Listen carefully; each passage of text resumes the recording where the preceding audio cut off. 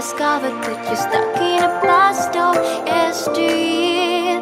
Forget all the problems just for the moment. That is the kind of story you should see.